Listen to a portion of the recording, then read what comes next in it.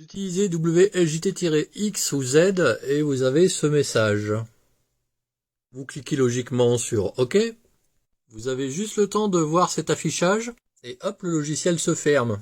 Bon, évidemment, dans un premier temps, vous redémarrez votre ordinateur. Il y a un bug de port comme éventuellement. Vous pouvez aussi réinitialiser votre émetteur-récepteur en faisant un arrêt marche. Si le problème persiste, faites un CTRL Alt-Sup pour aller dans le gestionnaire de tâches. Par clic droit, vous faites fin de tâche sur JT9. Une fois que c'est fait, vous allez dans le disque principal User, votre nom de session, AppData, local, WSJT-X. Vous ouvrez le fichier WSJT-X.ini. Si l'extension ini ne s'affiche pas, le type de fichier est paramètres de configuration. Le fichier s'ouvre. Vous réalisez un CTRL F pour faire une recherche sur le mot-clé RIG égale. Vous allez tomber sur la ligne avec l'émetteur que vous avez mis derrière.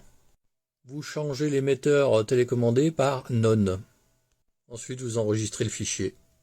WSJT-Z au redémarrage ne vous mettra plus de message d'erreur. En effet, parce qu'au niveau de la télécommande de l'émetteur, il sera sur None, ce qui veut dire qu'il ne sera plus télécommandé. Ce genre de problème arrive lorsque vous débranchez par inadvertance vos ports USB, ou si votre liaison USB est perturbée par de la HF qui se balade dans votre bureau. Au final, ne pas télécommander le poste permet de s'assurer d'une stabilité accrue. En l'absence de télécommande, vous serez par contre obligé de changer à la main la fréquence, ce qui n'est pas vraiment gênant finalement. Si vous oubliez de le faire, votre log sera faux. Et c'est d'ailleurs dans ce répertoire que vous aurez à faire des modifications pour remodifier votre log et remettre la bonne fréquence. Ces deux-là, plus exactement, mais ce n'est pas l'objet de la vidéo. J'ai oublié de vous dire que AppData n'est pas visible par défaut car c'est un répertoire caché.